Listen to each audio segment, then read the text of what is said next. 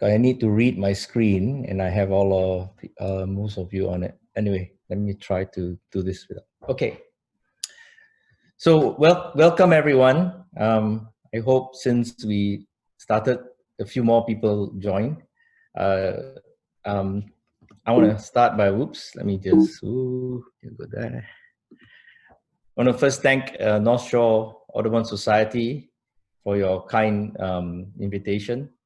I want to thank Nancy for introducing me to the group. And Jill, congratulations on your being the president now. And also Jennifer for, oh my God, all the work that you've done to make this happen. I really wish that I'm able to do this live, being able to do this, then see all of you, the members of the North Shore Audubon Society, but I can't. But I hope everyone who is watching this now are smiling, because we are here. The times have been difficult. We are home, we are with family, and we have a secret. We love nature, and that's the source of serenity. So a lot to be thankful for. Again, thank you. Thank you for giving me this opportunity to talk to you about my passion and what I've been doing in the past few years. Okay, one more.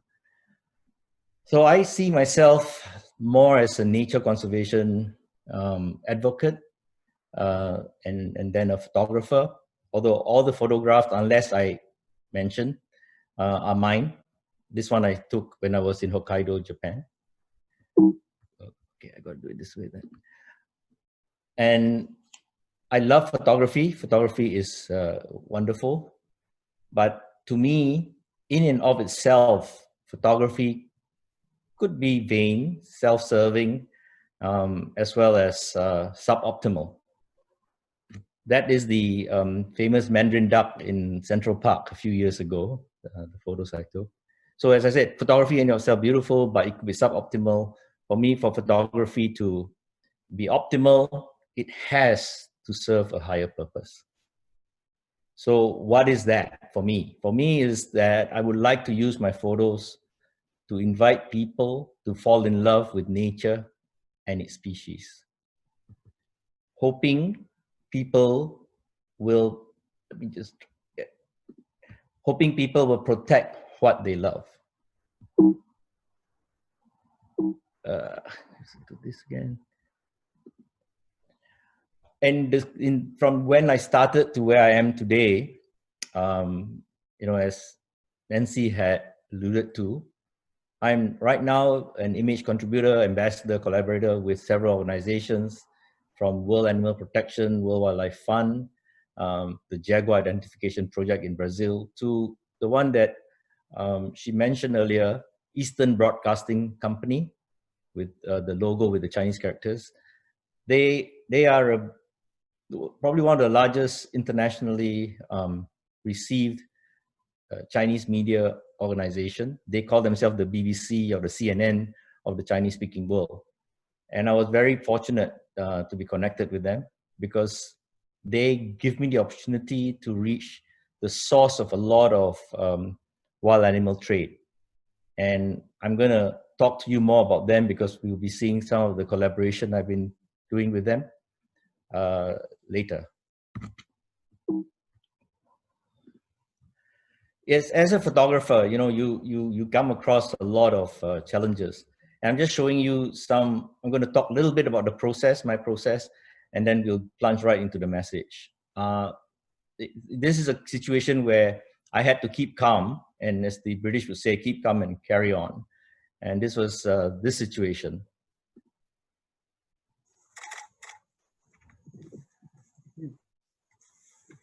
So we were on a hill, thinking we're going to have a nice breakfast, when a cheetah mom came with her cubs.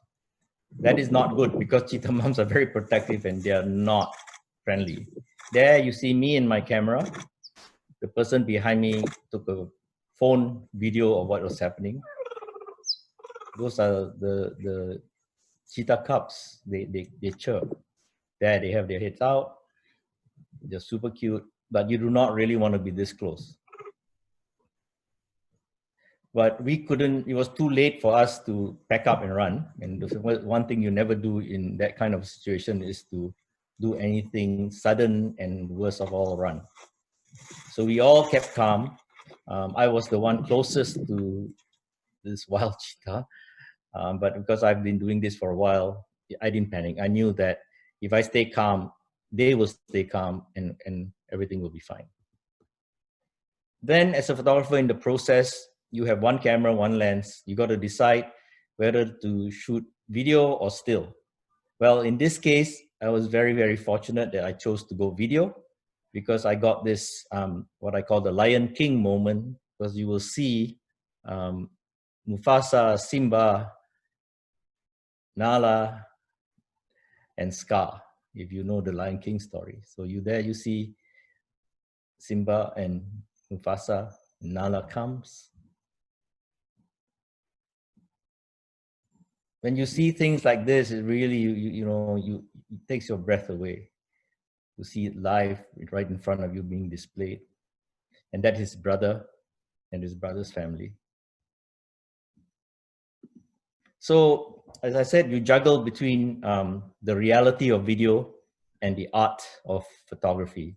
Well, for this presentation, I've got good news. I'm going to use both. I'm going to use both still and video to tell you my stories. Again, all the photos you see here are mine unless I mention otherwise. Let me take you to the moon and back, and then we'll talk some more.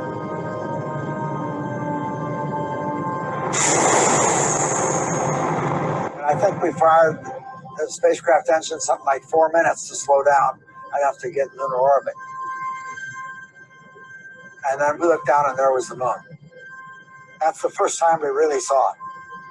And the lunar surface was terribly distressed with meteorites, holes, craters. One of the things that struck me was there's absolutely no color. On about the 5th or 6th revolution, we looked up and there was the Earth in the background coming over the lunar surface. Oh my God, look at that picture over there. There's the Earth coming up. Wow, that's pretty. Oh, I got it right. Oh, that's a beautiful shot. There was a sound scramble for the camera, and Bill Anders took the picture. The contrast between the distressed moon and the beautiful blue Earth was remarkable. The Earth was the only thing in the entire universe that had any color. Basically blue. You could see the white clouds, the brownish pink continents. It was a beautiful sight. We're very, very fortunate to live on this planet. I don't think any of us had paid any attention to the fact that we would be going all the way to the moon and be more interested in looking at the Earth. An Earthrise photograph gave us all a sense that we live on a fragile planet, that we have limited resources, and we better learn to take care of it.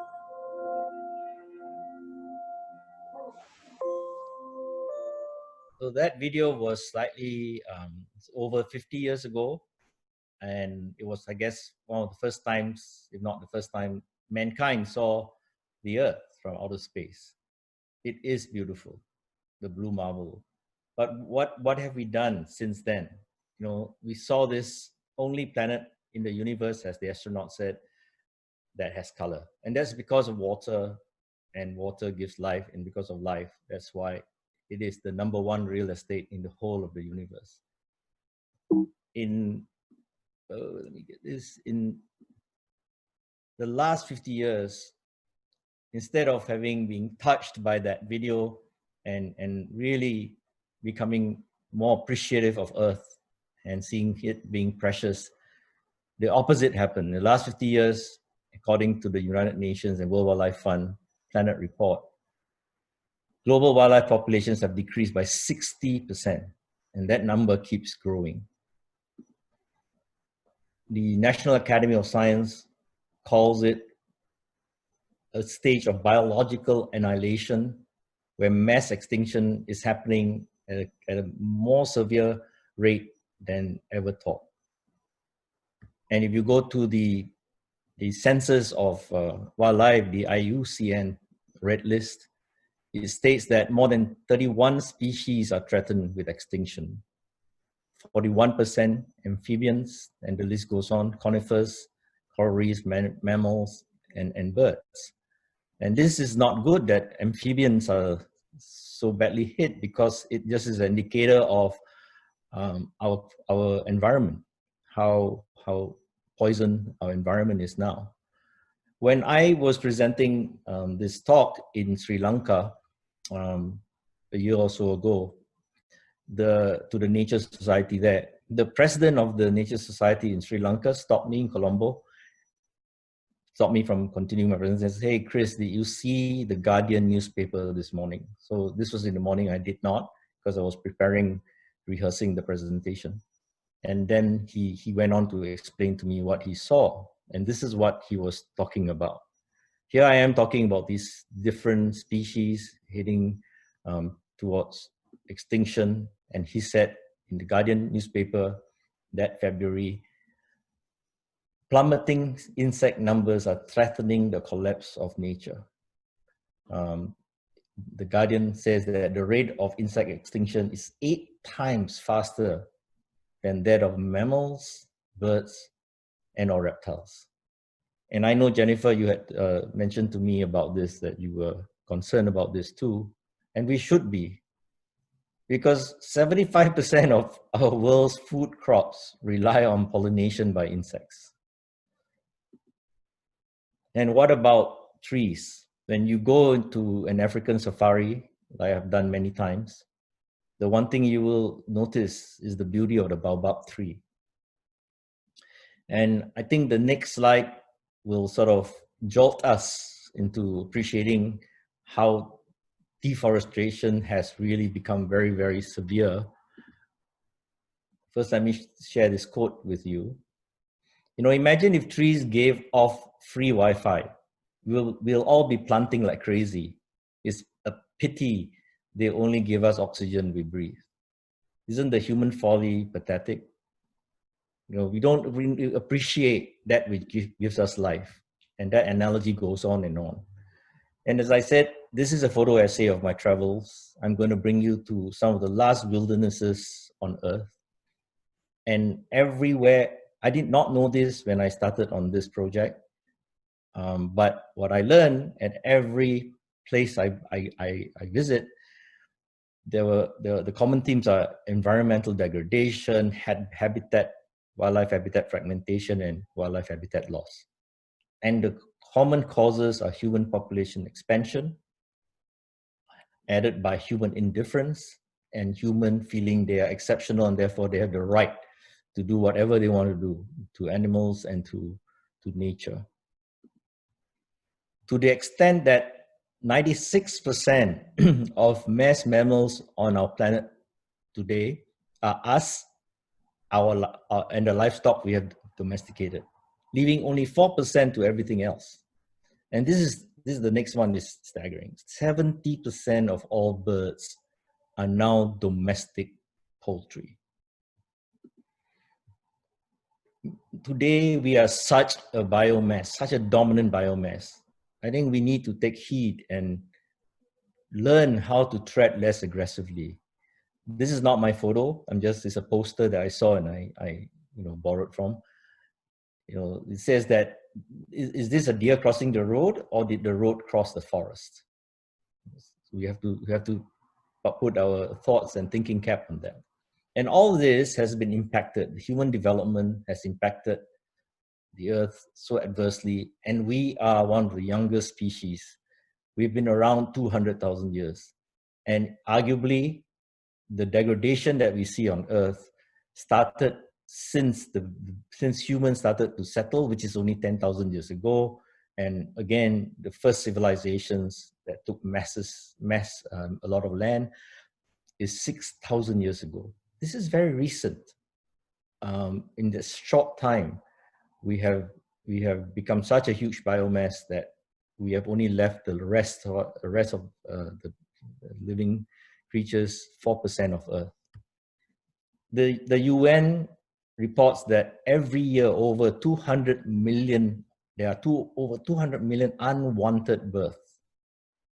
Okay, the operative word here is the unwanted part. And they are hoping to reduce it by about 60 million a year so that it will not get into an explosive situation.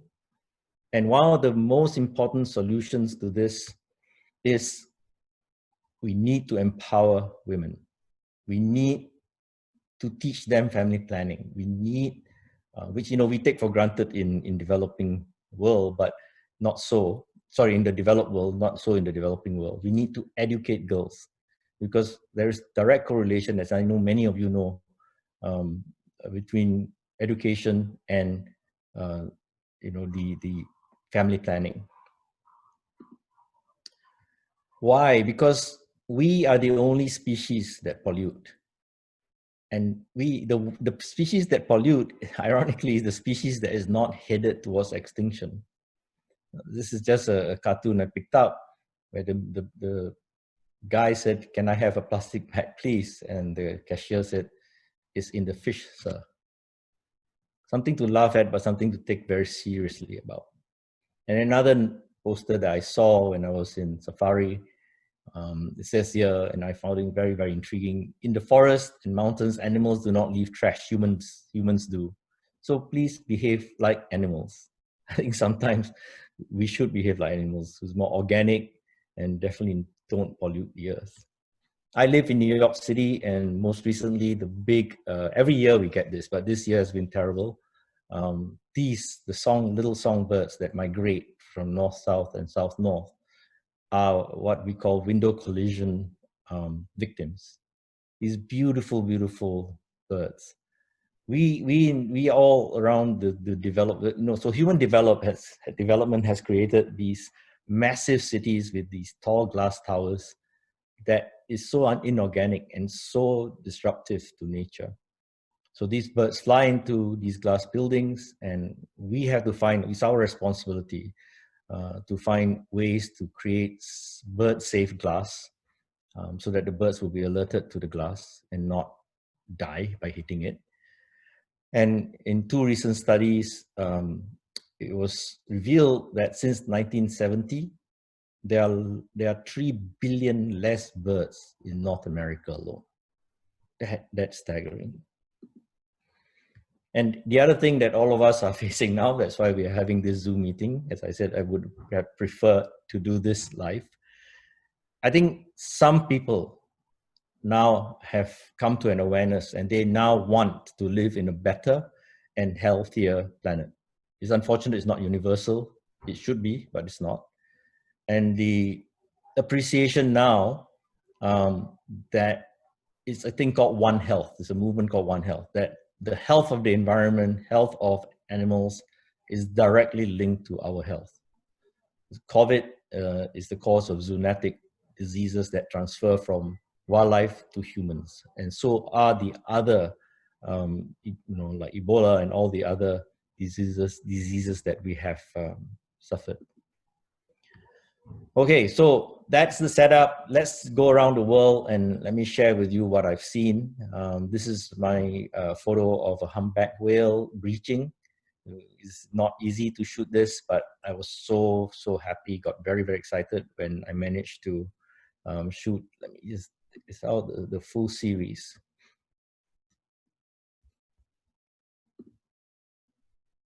And this is a whale that is breaching in milliseconds. That boat that you see on the left is speeding, but it looks like it's not moving anywhere, but it is because I'm shooting at 1/4000th of a second. So when I got back from that trip, and I was so happy with these series of photos, I just did some research because the big boat I was in, there was no commentary. Anyway, so what I learned is that the humpbacks today, there are only 30,000 of them left in the world in this big ocean, the several oceans that we have, and it only represents 30% of the original population of humpback whales. So even in Wales, you are getting stress in population. And if you go to Alaska, you do not want to not see the grizzly bears. And here this is a very cute scene. But what is happening here is grizzly mom waiting for salmon to run. And what I was told by the naturalist there is that in this area called the Lake Clark Preserve, the salmon is running less and less often. As such, the bears had to learn how to clam. And that is not everywhere where there are bears. It's only in this area because of the slowing down of salmon runs. They had to learn to clam. So they're digging for clams. And this is the cubs imitating mom, learning to dig clams. So in terms of wildlife, the expense of energy and the intake of energy in terms of food is very, very important for survival. Think about how many clams they have to dig, to make up one salmon catch. You know, a salmon is between 40 to 60 pounds. And how many clams and all the expense that you can see, this mother bear is really very, very skinny. She should be heftier so that her milk is more richer for the cubs. Now, the naturalist told me in the past 20 or so years since all this has been happening, they are noticing that the bears in the Lake Clark area are becoming smaller and smaller in size. And this is just me enjoying nature and photography. You've got the cubs squabbling over wanting to be on mom's back, complaining to mom. But then when they both were hungry, see what happens next. They ganged up, pushed mom down, and started to feed. So this place that I went to enjoy these beautiful bears are threatened because most recently in this area, the whole big area of Bristol Bay and Lake Clark is part of the ecosystem. It is home to the largest sockeye salmon runs. Just this area represents 50% of the world's wild sockeye salmon population. Currently, it supports $500 million industry for fisheries. You know, that means jobs and livelihoods. But several years ago, an organization called Pebble Mines Partnership found that there were at least 6.7, almost 7 million tons of precious metals, gold, in the grounds. And if they were to mine it, it would be worth 120 billion. You know, so guess which one will win? The 500 million industry, the bears, the salmon, all that, the whole ecosystem is under threat right now because most recently also the current administration in the US has approved for this to go ahead. But thank goodness there are naturalists, even, believe it or not, hunters, including Donald Trump's son, Donald Trump Jr., who is trying to tell the dad, please don't let the mines go on and dig because he loves to hunt there. It's a side remark, but the point is that the Environmental Defense Force and all that are trying to stop this from going ahead. So there's lots of lawsuits that are going ahead. So, but again, this area is very vulnerable now because of greed, human greed. So that is the Lake Clark area. That was several years ago. Then I was there, and then last year I was in Katmai again to see one of my favorite animals, the brown bears or grizzly bears. So grizzly or coastal brown bears, same thing. Americans call it grizzly. Around the world, wherever they are, like in Europe, they just call brown bears. Coastal brown bears need fresh salmon to breed and to survive. When I was there last year, it was smack at the hottest ever summer Alaska has ever experienced. And I didn't realize that when I was there, at the same time, CNN's Richard Pryor was there too, reporting on this record summer. And his report was, the water is so hot in Alaska, it's killing large numbers of salmon. And I witnessed that. Not only so hot, the waterbeds were so dry, as you see in this photo that I took. The salmon are running up river and they come to this so dry area, because they've been doing this for millions of years. And you know, they just die. They just die, and they've got eggs in them. They die stomach full of eggs.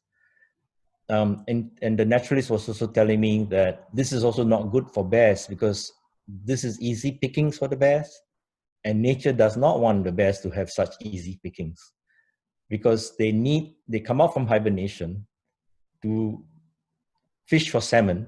Is exercise for them. It's for them to start using their muscles, and for them to be strong enough to go through the next winter. So the situation of climate warming is really affecting the entire ecosystem and life and wildlife. This is a video of a bear. Look at how shallow the water area is, the basin. And this is a dead salmon that ran out of breathing water. So this juvenile brown bear said, that dead fish, right? I'm going to get a fresh one, a fresh kill. Again, to see all this is very sad. As I said, the water level, if you look at this photo, should be way higher than where it is. At least reaching the belly of the bear. But it's sad. We walked around, the number of dead salmon that we saw was just staggering. So think about this. Grizzly bears have been around over 1.3 million years ago, you know, uninterrupted. And salmon have been around 4 to 6 million years ago. And in just this short period of matter of years, right? We talked about civilization, human civilization starting only about 6,000 years ago. We have really changed the situation for them, and they are all now on survival mode. Very quickly, I've been going too slow, and I have a limited time. So I'm going very, very quickly now through the Galapagos Islands.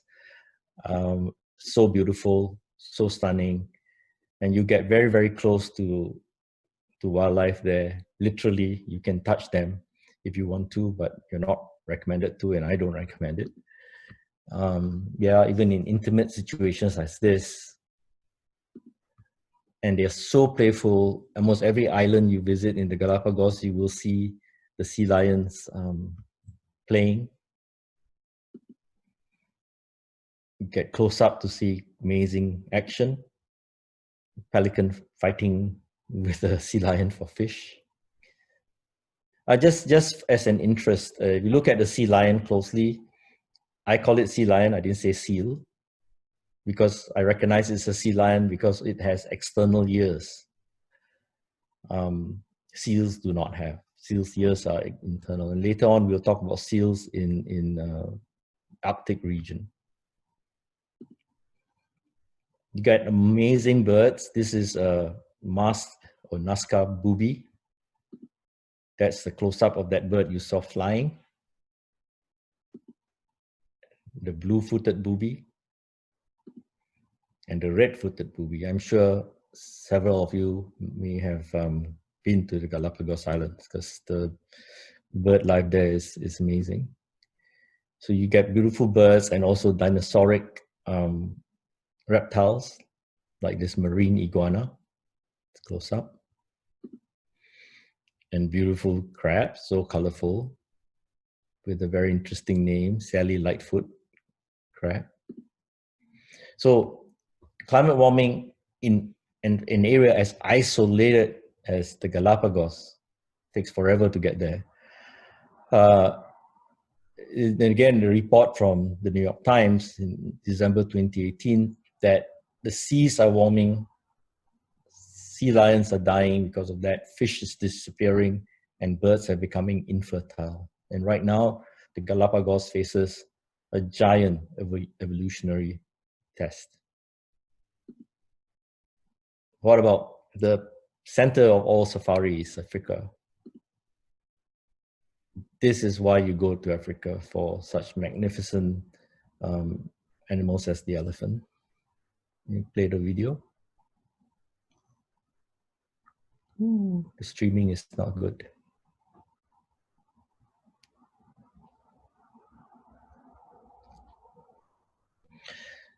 This is one of my favorite animals. It's so magnificent, so gentle despite its size. The other thing you see when you get to Africa safari is that even the impala, everything has to keep moving for survival. From wildebeest to warthogs to elephants again, even the zebra or zebra. All have to move just to keep on moving, or else they'll be predated upon, except the king. When you are the king, you can be in the open like that in Ngorongoro crater to rest. And he picked a very, very soft area which is cool. This is a very hot day. To take a drink after he must have eaten something. You can see the stomach is very full. Had his drink nearby. As you can see, lots of water around it, and then just lay down. When I fell in love with the lions, as you can see, and again when I came back home, did research and found out that the African lion population has been declining. 40% in the last 20 years. It bothered me so much that, as Nancy mentioned, I leveraged my relationship with the Eastern Broadcasting Corporation, the CNN of the Chinese-speaking media, and I brought them there to do a lion conservation documentary to stop the Chinese from wanting to have lion parts, lion peonies, lion whatever, just to help them with as an aphrodisiac and with what is called traditional Chinese medicines. 过去的100年来90%的世界已经从地球消失，距离灭绝只差一步。非洲草原上，栖地恶化，人类的追杀、夺命的陷阱，无数动物的眼泪。4月26号星期天上午10点，地球的孤儿猫的消失系列最终回来，贯穿成为辛巴的最后一站，亲手将公孙送回台湾。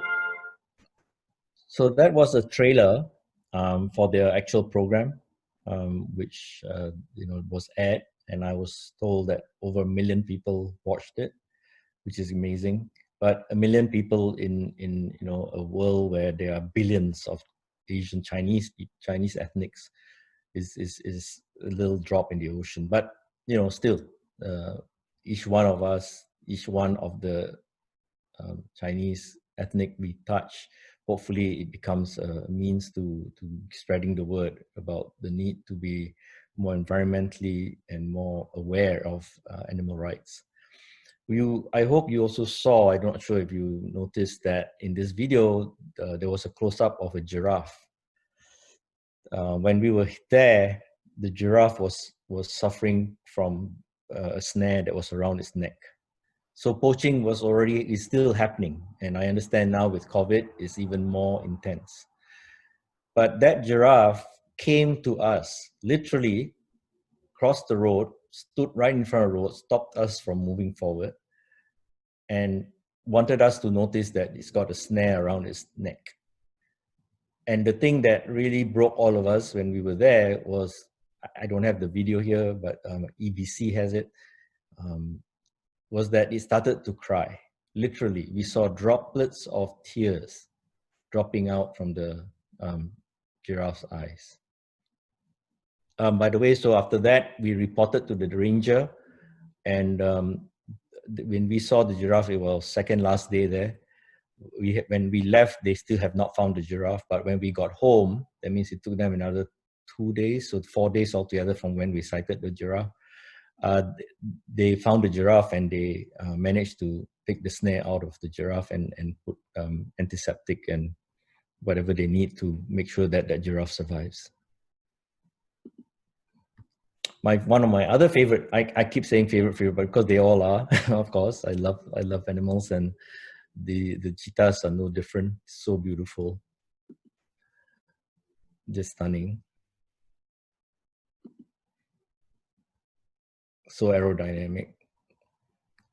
Well, they have been on Earth over 3 million years. So where are they today? What is their status? I was shocked to learn that there's only about 7,000 of them left in the wild. 7,000.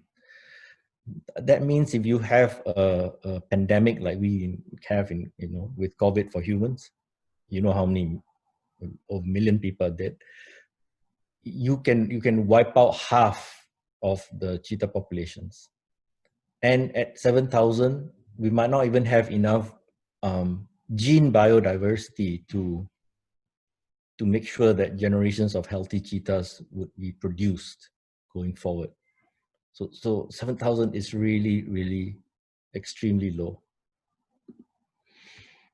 And what I'm learning also from World Wildlife Fund, who I collaborate with, that its numbers, cheetah numbers, are crashing by the day. And I dare not even to look at the latest numbers, because with COVID, when you don't go for safaris, and highly recommend safaris, by the way, you become the eyes, they become the guardians of these animals.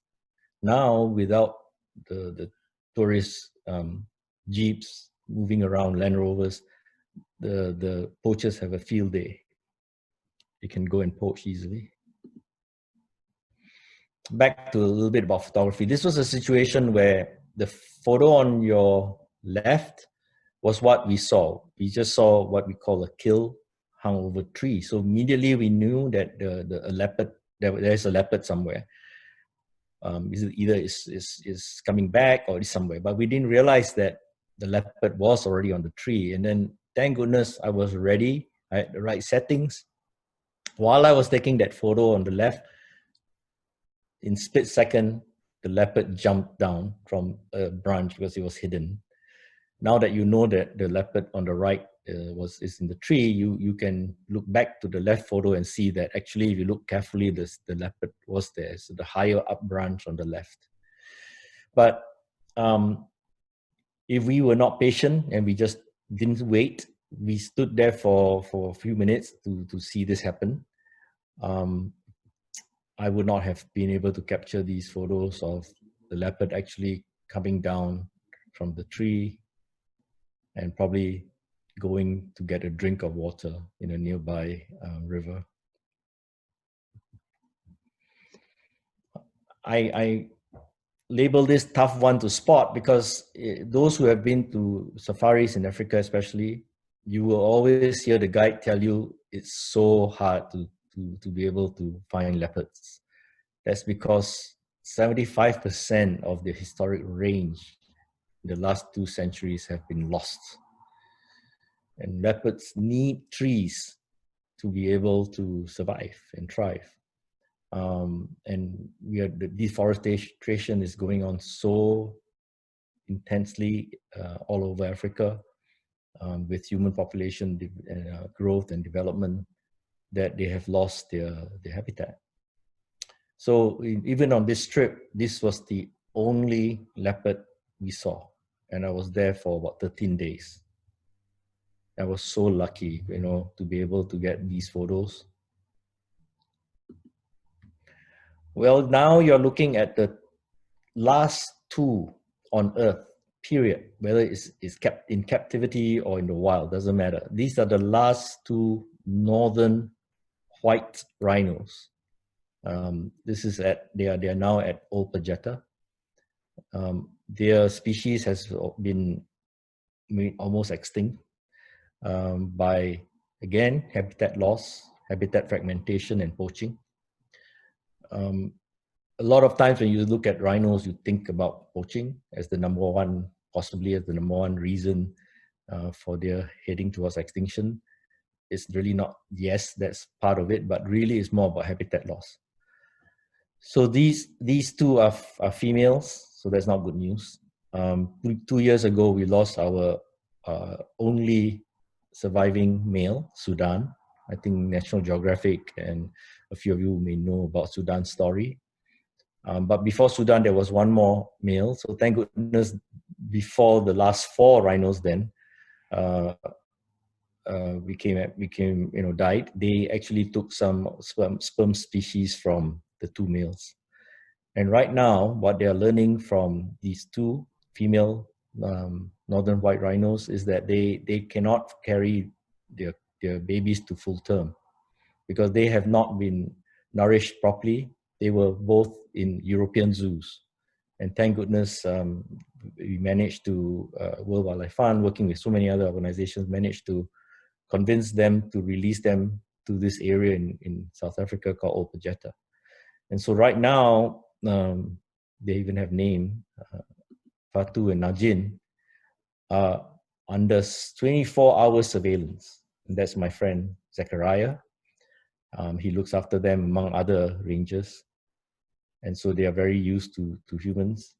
And we are now using the sperm and eggs from these 2 who cannot carry to full term and implanting them, the egg and the sperm, the embryo and the sperm, into a southern white rhino's body. We are hoping that this will be successful and we can have a version of the northern white rhino. As I mentioned, poaching is on the rise, especially because of our COVID situation. And this is not my photo. This is Ben, a fellow wildlife photographer. He saw vultures and he followed the vultures and found a dead mama rhino without horn. And when they opened up the rhino, because they could tell that the rhino could be pregnant, they found a dead baby. So the poachers in one foul swoop killed 2 rhinos. So all these have hurt me so much, it perturbs me so much that I could not do nothing about it. So I've signed up with World Animal Protection. They have now made me an ambassador because I did a few successful promotions with them. And the World Animal Protection's goal is to demand world leaders at the UN and directly with the leaders around the world to end global wildlife trade forever. It should be, but I thought it was, but it is not universally that way. So I'm working with them, sharing with them my photos to help with this cause. Again, once we all can get back to the field and go out and see these amazing animals, please do. But please make sure that you pick eco-tourist friendly safari organizers and operators. Don't go to the dodgy ones. How do you tell if they're dodgy? Simple. You are not supposed to be able to stand next to a giraffe and take a photo. You're not supposed to touch these wild animals, even if they come and touch you is a different matter. Okay, so you don't do such things. You just go there and appreciate them, and you leave them in their natural habitat. You just capture them with a camera.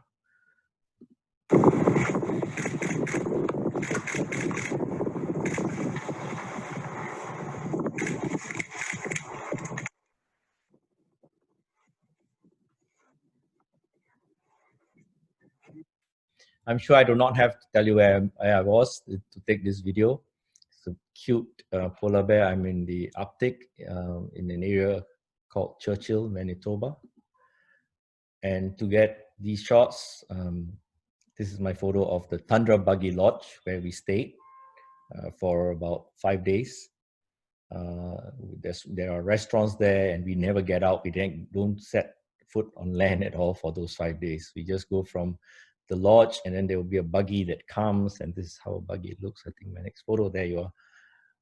And then you climb onto that buggy and then you go and see the bears. Just amazing. I happen to be showing you the Polar Bears International's official buggy number 1. They are the ones, they're the guardians of that whole area. They're the rangers. You get very close to them, because they're as curious as you are about them. So, you know, thank goodness these tundra buggies are 9 feet high. And so even the largest bear can only put their nose onto the window, but not get in, thank goodness.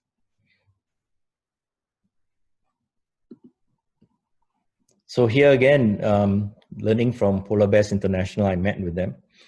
They were telling me about the effects of climate warming. Polar bears are starving to death because they need the ice in the bays, in this case the Hudson Bay, to freeze so that they can hunt seals. They cannot swim as fast as the seals, so they can only wait for the seals, who are mammals, to breathe from blowholes in the ice, and that's when they pounce. So the longer the ice does not freeze during winter, the more you get starved or starving polar bears. And the sad thing was to hear the leader of the from Polar Bears International telling me that by 2022 there may not be any wild polar bears left in the world.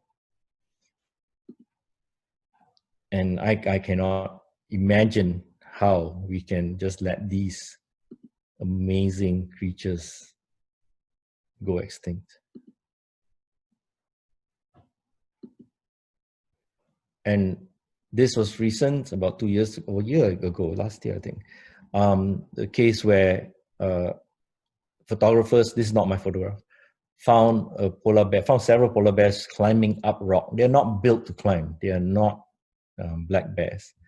They're not built to climb, but they had no choice. They were starving. So they're climbing up so that they can steal eggs, bird eggs, to survive. And many of them fall and die from these high cliffs. So this is out of desperation.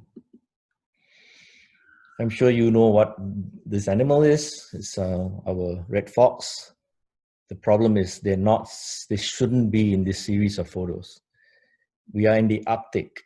Red foxes do not belong in the Arctic biologically, because this is a domain of the Arctic fox, which is this. So with global warming, the red fox is going further north. And as they go further north, they have now reached the Arctic. They are eating the food that is supposed to be for Arctic foxes, and they are killing the Arctic foxes because the red foxes are larger than the Arctic fox. And so now, not only polar bears, but Arctic foxes are facing extinction.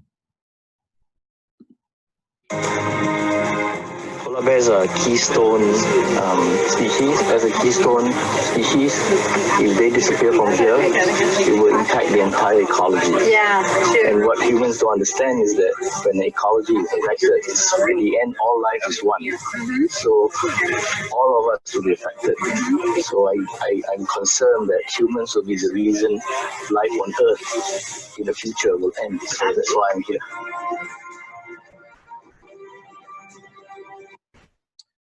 This is again my work with EBC, the Eastern Broadcasting Corporation.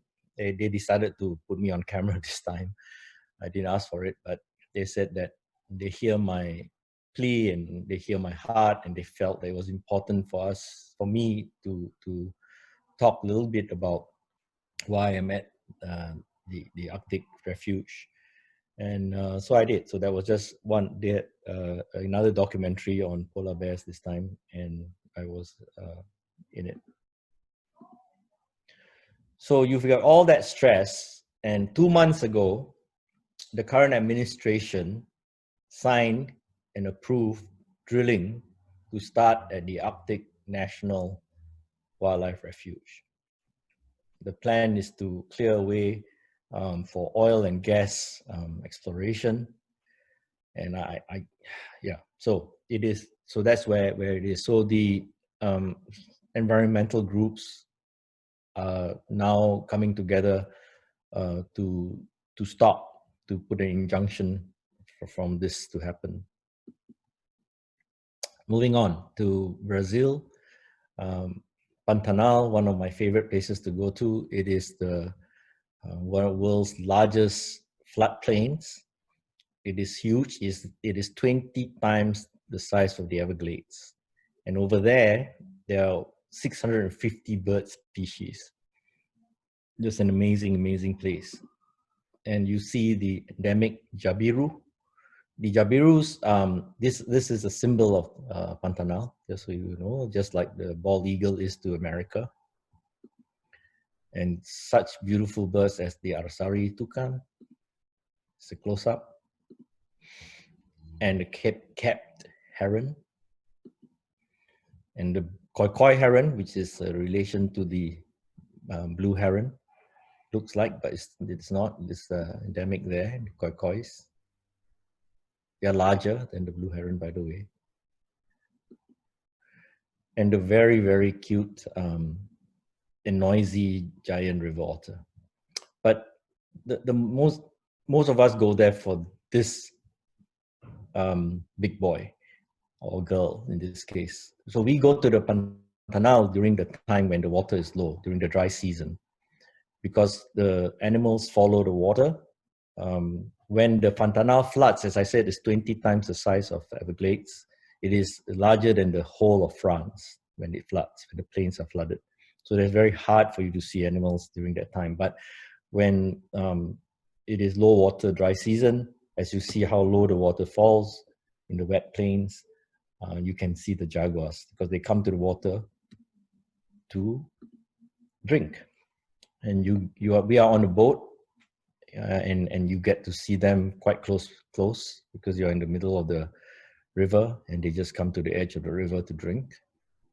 They come to the river to do many things, and this is a video, I think.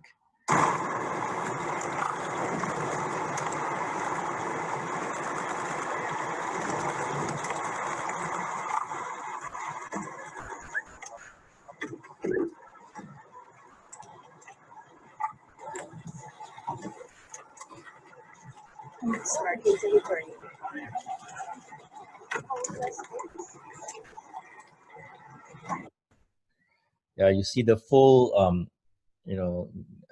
behavior of that jaguar coming out from the river, spraying, territorial, and then yawning. So again, I was very happy that I chose to do a video instead of just do photographs. And they are great swimmers. And here, what they're doing is they're hunting for capybaras. So this is a food source for them, the world's largest rodent. And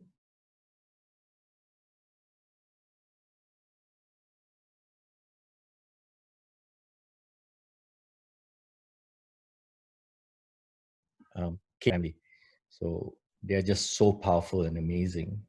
So here's a close-up of a caiman. This is my photo. So this is the yellow caiman that is found quite a lot there. And this is the rare black caiman. And this caiman is heading towards extinction. So what is the difference between that and this? Is only because this has a hide, a black hide, that when polished, the fashion industry loves. And so many of them have turned into handbags or leather bags. Even the amazing jaguars, are being poached. So between 2012 to 18, in this conservation biology report, we've lost 800 jaguars. And that continues as, again, Southeast Asia, and China have demand for animal parts. So here again, I collaborated with Eastern Broadcasting Corporation to do a jaguar conservation documentary. So this is the team, and the first day we went out to find jaguars, this is what we saw. This is the video that I took, but they also managed to get the same video.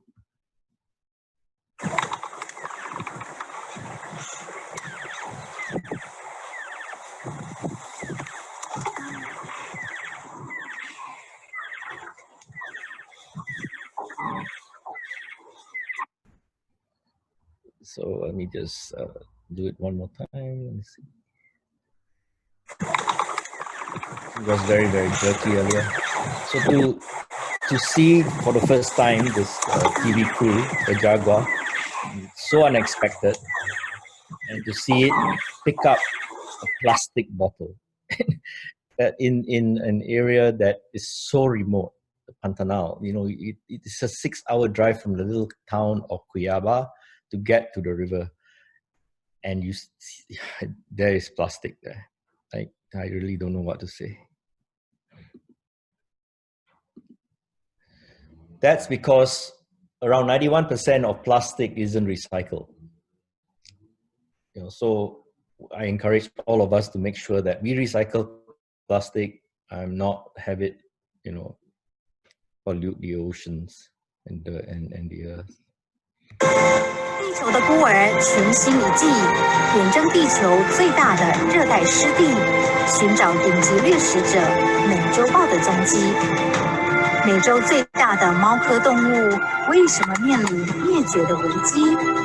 人与豹之间又该怎么和平共处？1月12号星期天上午10点，地球的孤儿猫的消失，请锁定东森综合台。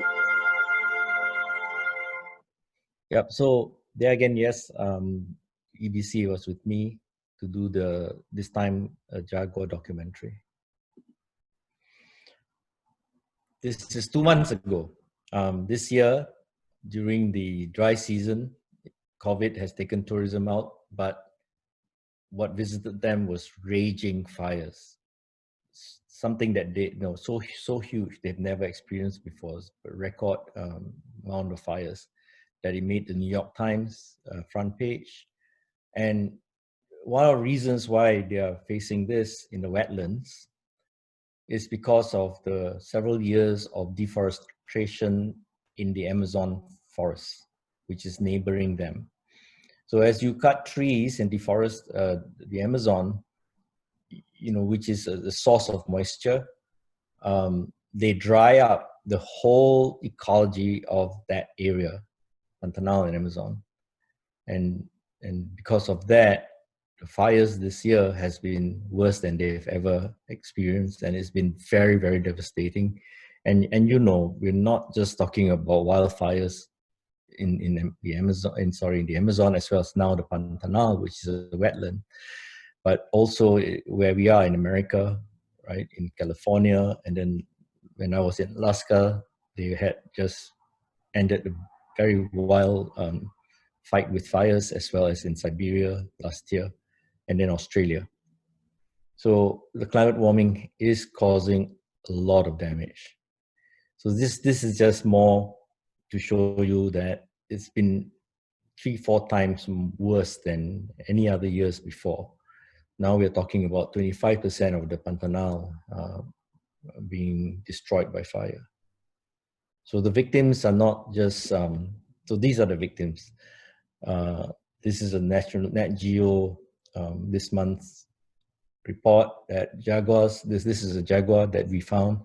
His paws were raw and pink when volunteers found him at the river's edge, which was his final destination before he collapsed, because he was going to try to jump into the water. And so this is a rescue team. I'm a director of the Jaguar Identity ID project, and I was very involved in trying to get publicity for this, and also in trying to promote Jaguar Relief Fund. And we managed to, so we had a goal of trying to raise $35,000 US. We ended up with 85,000. So thank you all for, you know, the generous people for donating and helping us to have money to helicopter. We had to helicopter all these burnt victims, animals mostly, from the river to the city of Cuyaba, where they have got a veterinarian hospital. And that's a lot of money. Let me play this and tell you what's happening here. This is my friend Eduardo. Hello, how are you? We are introducing new palm trees for the high city Macau. Now we are introducing new trees because the many trees were dying with fire. sitting condition.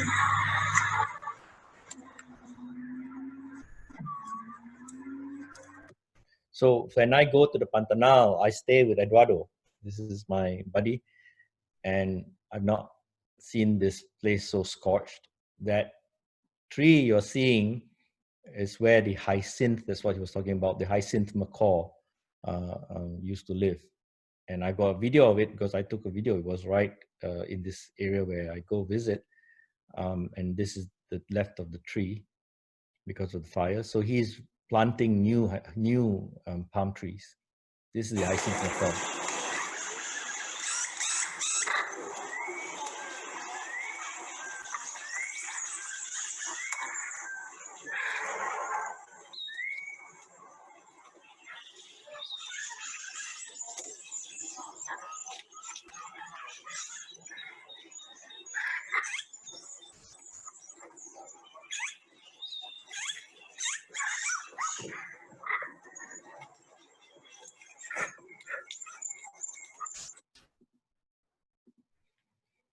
So before the fires, the hyacinth macaw's population is only now 6,500, and 5,000 of them is found in the Pantanal. Now we don't even know what that number has become. And that, again, before the fires, habitat loss and the trapping of wild macaws for the exotic pet trade has, created this situation. So I don't know where the population is now in the Pantanal after the fires. Moving on to Hokkaido, quickly, where you see the beautiful swans. In winter, this area of Hokkaido is fed with hot springs from the land. So this section of the lake is not frozen. And that's why every year, hundreds of swans will come to keep themselves warm. But the reason most of us go to this area is because of one of the largest eagles you can find on Earth, the Stellar fish eagle. It's just magnificent. It's an amazingly powerful eagle, but there's only 3,500 of them left, where there used to be 10 times more. We also go there for the red-crowned cranes. They are famous and very romantic to the Oriental culture because they mate for life, and if one of the mate dies, they will not look for another. They will die single. So they are a symbol of loyalty in the Eastern culture. You see them in all paintings in Japan, in Korea, in Asia, in China, for that reason. And shockingly, there's only 1,800 of them left. I purposely put these numbers up with this photo in this case because they are mating, and I'm just saying, at least they are procreating, sorry.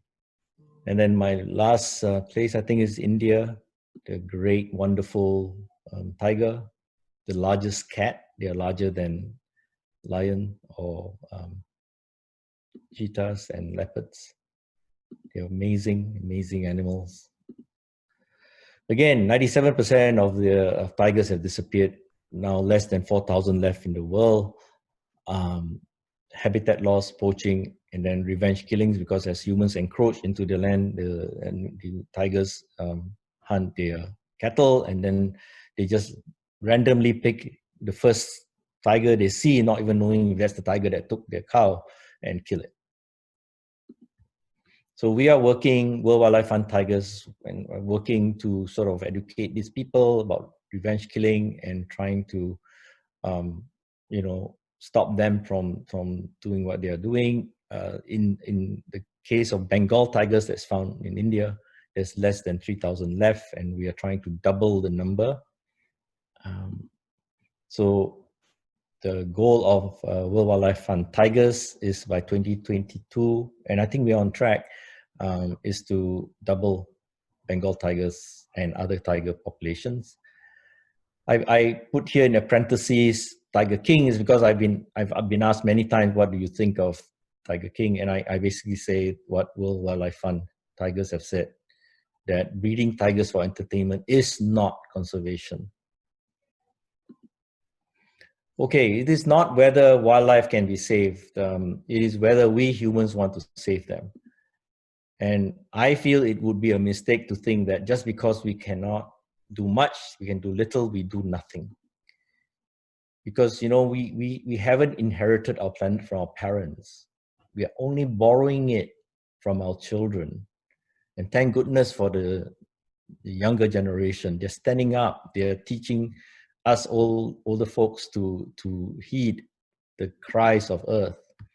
And even a scientist like Einstein, you know, talks about our need to widen our circle of compassion to embrace not just humans, you know, but all living creatures, the whole of nature and its beauty. You know, and we don't live I believe that we don't live a meaningful life just for ourselves or our generation, human. No, I think we need to care about all life forms on Earth. But to preserve first, we need to know, right? They need to know. And I'm so glad I'm in the company of the Audubon Society, because it was your society that has said that when it comes to conservation and climate change, research has shown that people's conservation and climate opinions are informed most by what they hear from their peer group.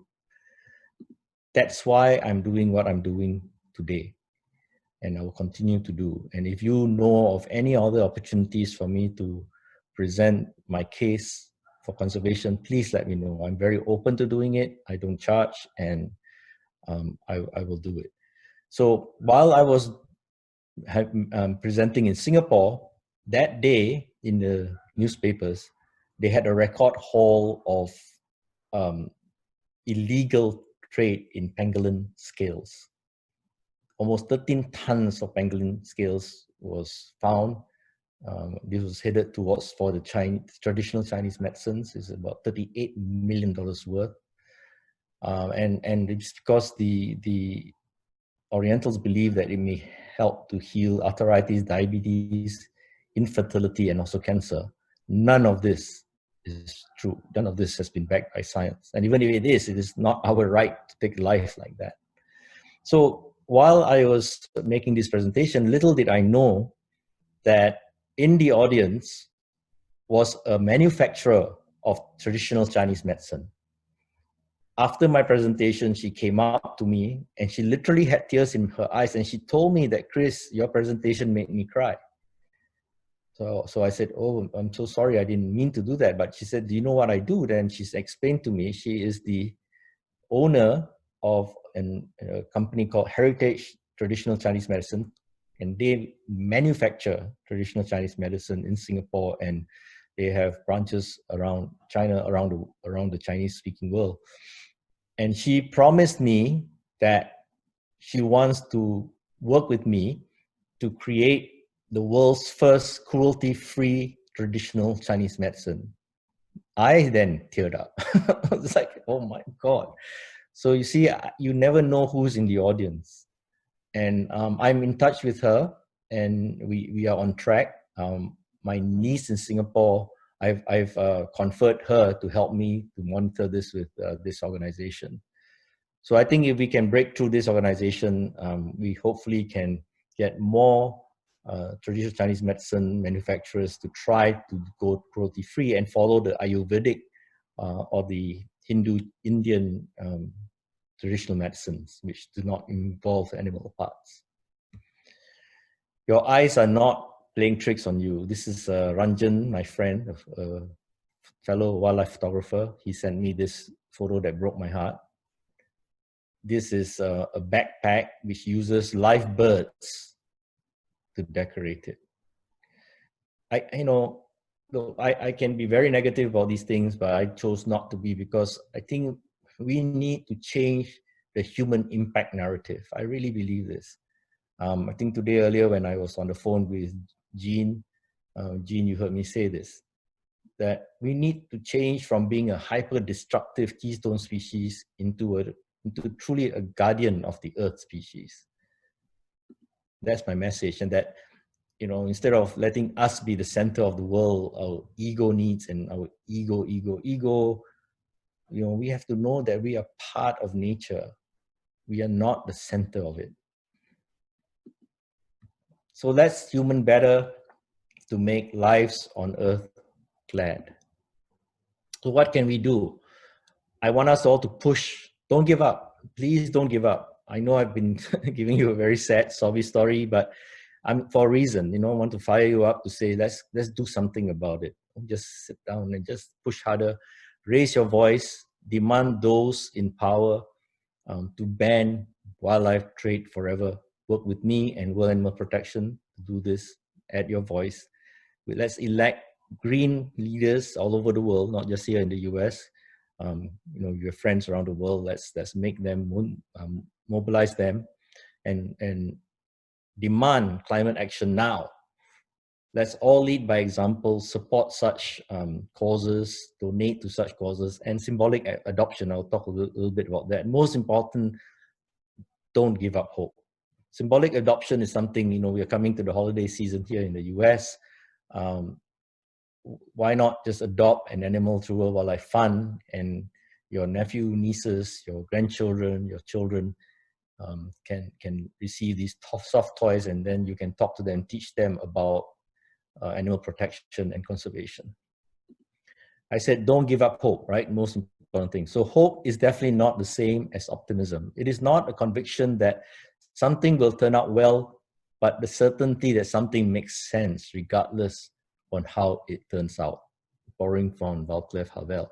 He goes on to say, hope, therefore, is a state of mind, not of the world. Hope, in this deep and powerful sense, is not the same as joy that things are going well, or willingness to invest in enterprises that are obviously headed for success, but rather an ability to work for something because it is good. So I end with this final slide. To me, the meaning of life is to find our gift, and the purpose of life, you can, and I'm blessed to be able to do this and not have to make a living out of it. The purpose of life is to give it away. So thank you. It took a bit longer than I expected, but I hope you all enjoyed the talk. Thank you. Thanks again.